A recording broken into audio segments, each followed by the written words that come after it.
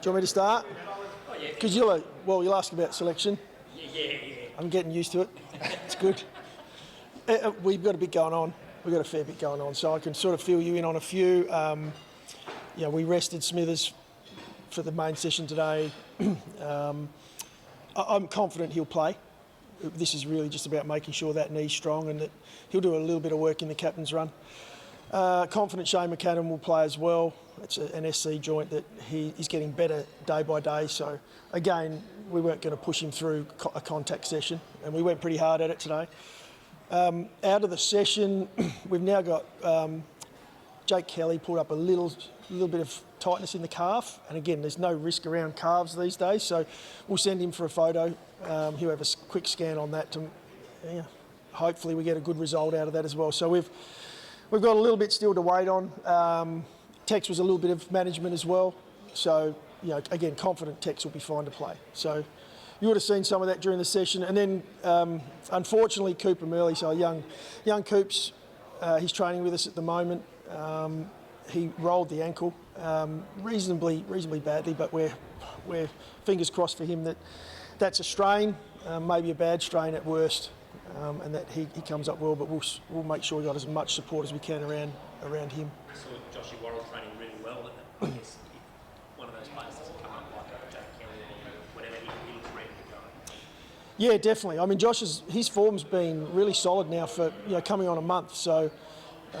He's knocking on the door, which is really positive for our squad. To have him there if we need him. He'll be one of, maybe Murray will be there as well, who's played as our medical sub. He also played earlier in the season. He's knocking as well. So it's nice to have that pressure from below that's ready to step up when needed. I think Tex has been outstanding as we go. I think he's gone record set. I'd love to play him again. Is it a discussion you enter into now, or are there other, with all due respect, boxes to tick first with other players?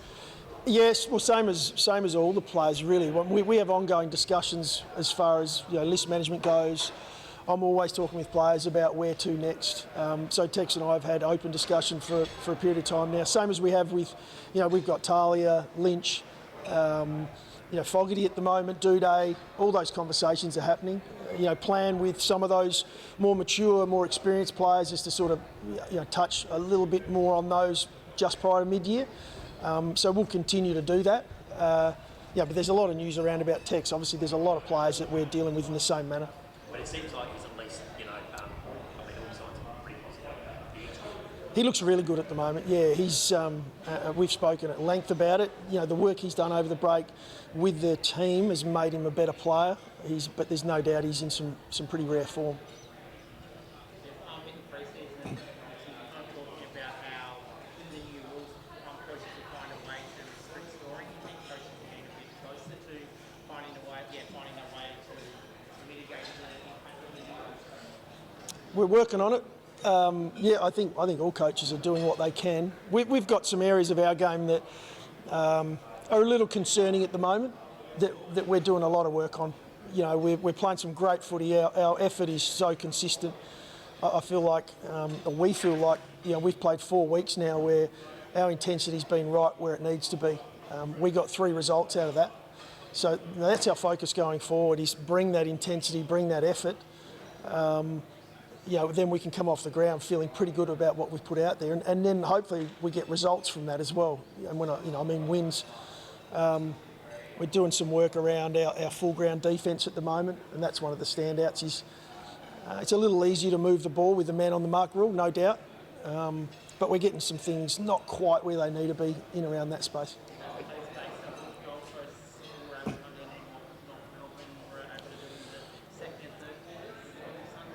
Yeah, second and third was probably North Melbourne's pressure more than our defence. I think they started to bring the heat, which we knew they would. So they played the game in their half, especially for the second quarter. We've got some work to do there as well. I guess that's why we coach. That's why we know we're a developing side. We're a young group. We're taking some really good learnings out of every week, especially the last couple. And to grind out those games and get a win, that's such a bonus for our young group, and it builds more belief that we're getting better, but we've still got work to do.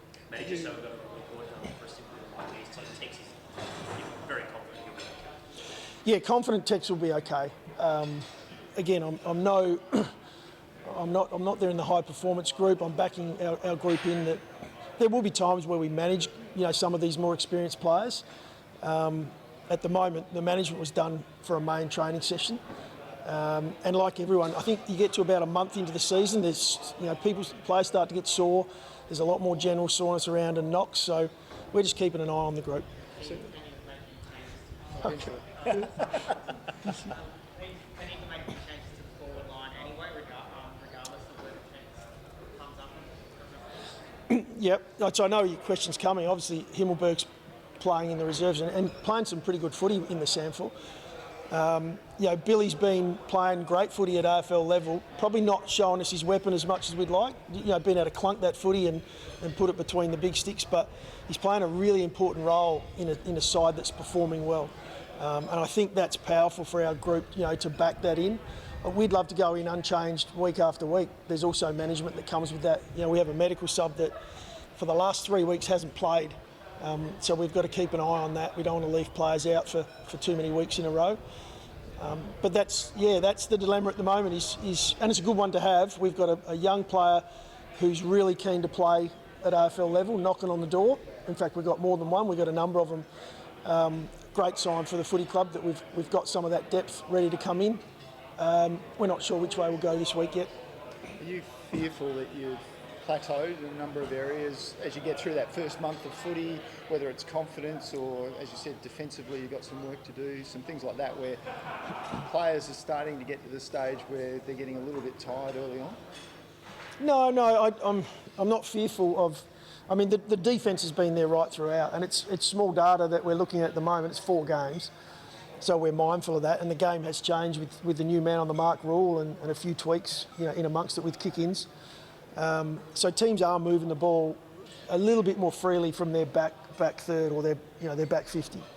So it's not something that's crept into our game. It's something we've been working on for a while. The fatigue component is definitely a factor that comes, but every team's in the same position. There's, you get a month in, then there's, as I said, bumps and bruises, and you're travelling on the road. It's great that we're back home. We're back at our home deck in front of our home crowd. That's a real bonus for us and gives us that little extra, leg up. But that's part of us managing through the season. Young, inexperienced group. The history will tell you it becomes a lot tougher as the year sort of drags on. At the moment, our guys are still chomping at the bit to play footy, and especially when you play in front of 40-odd thousand at Adelaide Oval, there's not many better venues.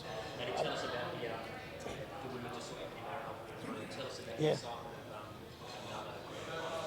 of Yeah, for the footy club and for the women's team, it's an unbelievable effort.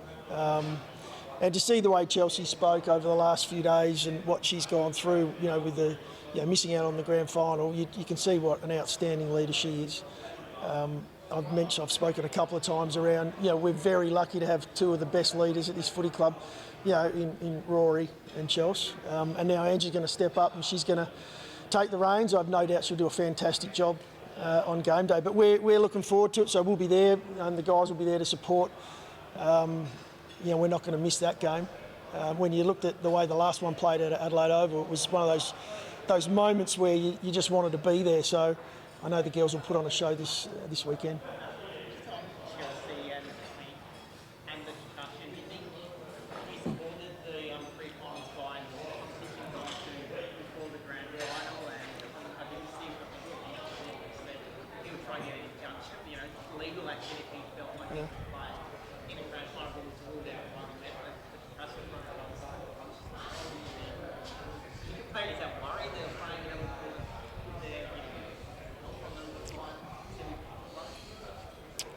I haven't put enough time into it, to be honest, to give you I'd be just spinning an answer for you. It's a tough one. I mean, I know other codes internationally. They have a week off before the Super Bowl, so I understand where all the talk's coming from. I have not thought about it. We've got a fair bit going on at the footy club. We've got, as we just talked through, some issues around some selection this week. We've got the women's team in the grand final. So we're sort of right in amongst that at the moment, and I haven't put enough thought into it to give you an answer.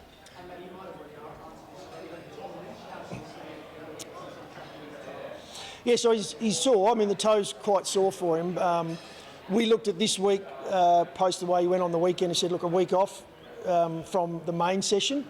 Again, a management thing. I apologise, I didn't mention him in that management conversation. But yeah, just where Tom's at is his experience and his preparation to perform on the weekend. We can back him in that, he's played enough footy now.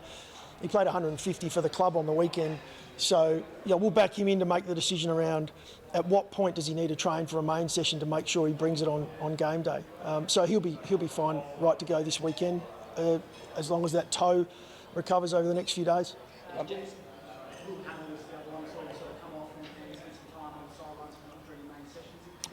Yeah, no, he's fine. Yeah, a little bit of rotation with our backs. That was part of it. Tommy, do you have one? No? A month off.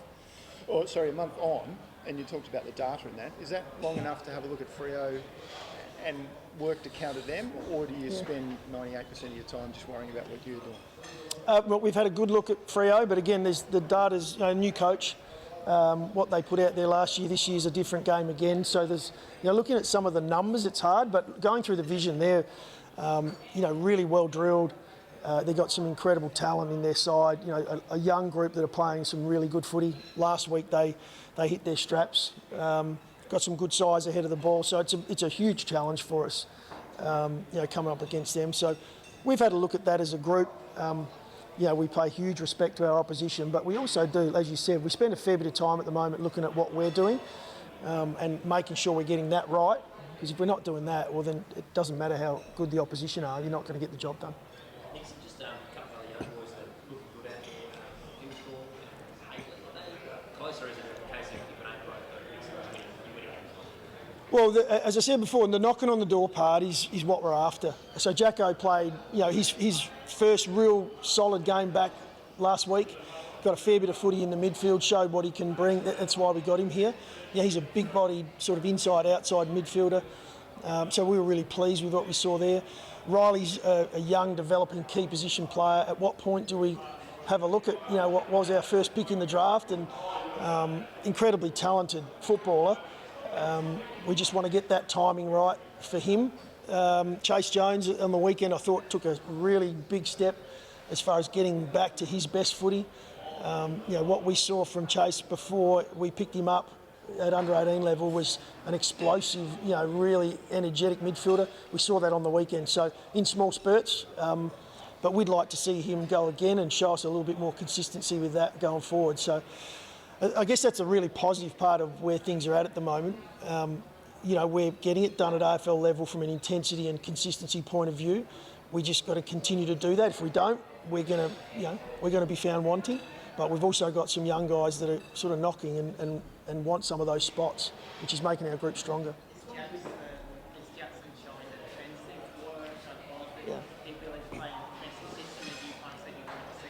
Yeah, he is, and it's going to take time for some of these guys that come from other clubs, because it's a different game plan, and he has shown that. More importantly than just winning the footy, he's actually getting some of his off-ball stuff set up really well.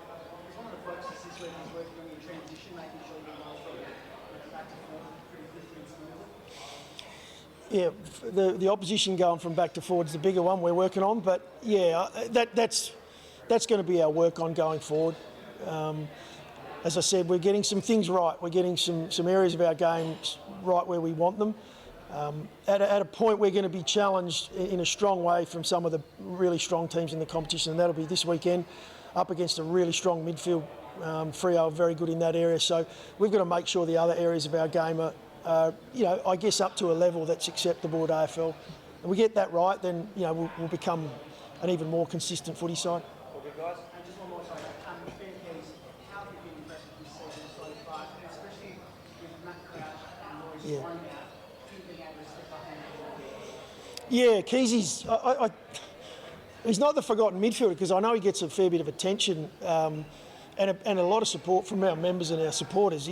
They do love Keezy as much as we do as coaches. He just gives effort, going both ways. You're spot on. We've lost a number of leaders. that aren't in that midfield at this point in time, and he's really stepped up.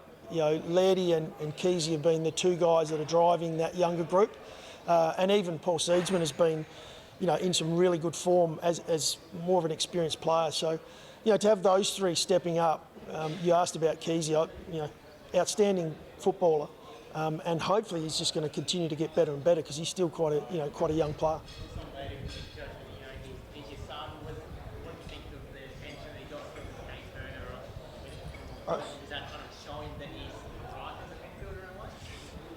Yeah, well, it's a sign of respect, I guess, that for what he can bring to a game. I don't talk about him as my son anymore. He's banned me from doing that. But I thought on the weekend, you know, for him to be able to push through that, and at a period in the game, he changed the way he went about it, and I'm confident that, you know, what he'll take away from that, it'll help the team even more going forward. Thanks.